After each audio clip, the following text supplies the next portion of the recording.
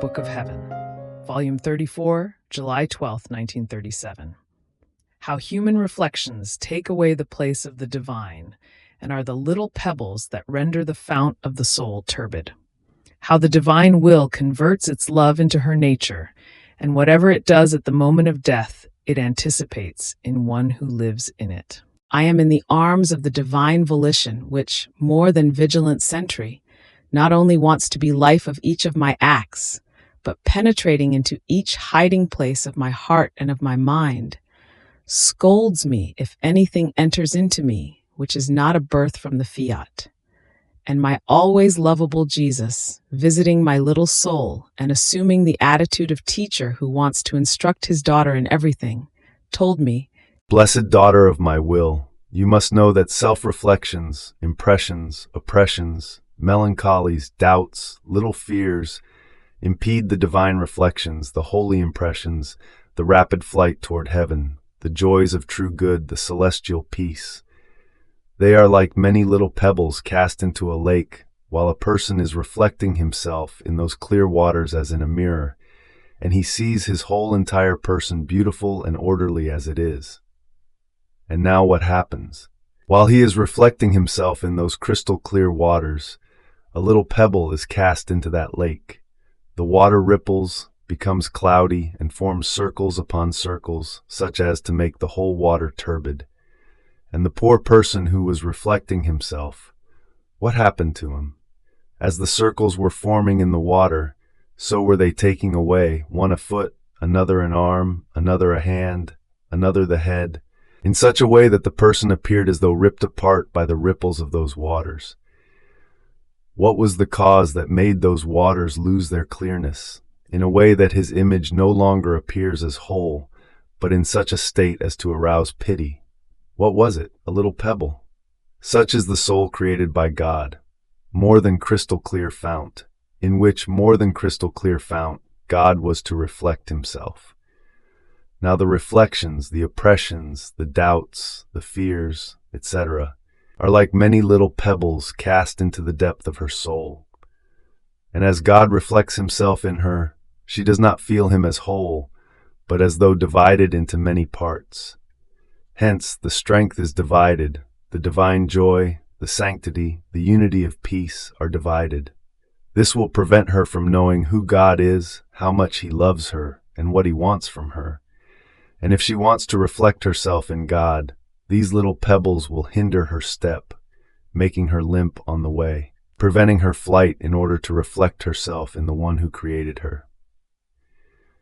They appear as things of no importance, yet in this is formed the knowledge of God in the creature, the union, the sanctity, God reflecting himself in the creature, and she in God, if the soul is not disturbed by these little pebbles. These pebbles can be called the trifles of the soul, and because the firmness and substance of true love is missing, she is always turbid, and God cannot reflect himself in her in order to form his beautiful image. Therefore, be attentive and always seek my will." Jesus became silent, and I remained there, thinking of the great evil caused by self-reflections.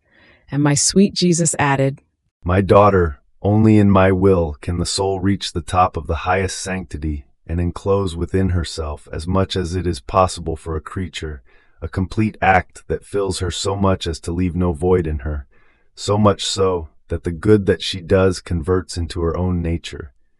If she loves in my fiat, the wave of love pours upon her whole being, invests her inmost fibers, and while pouring upon her, overwhelming her completely in love, it constitutes itself queen and converts its love in the creature into her very nature, but so much that she will feel her breath, heartbeat, motion, step, and the whole of her being as incapable of doing nothing other than love.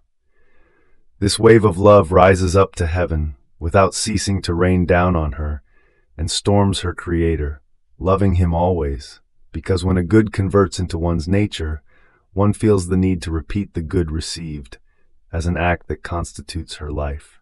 If she adores, she will feel her nature changed into adoration. Hence, in everything will she feel profound adoration to her Creator burst out from within her. If she repairs, she will feel a surge to track down all the offenses in order to place her reparation. In sum, my will, with its creative strength, does not leave a single void and knows how to convert into her nature everything that the creature does in it.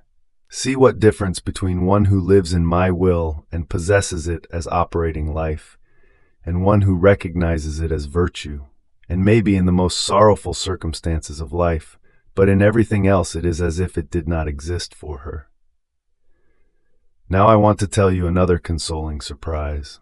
When the creature decides, with unmovable firmness, to live in our volition, our satisfaction is so great that what we must do at the moment of death, to confirm the creature in the good in which she dwells.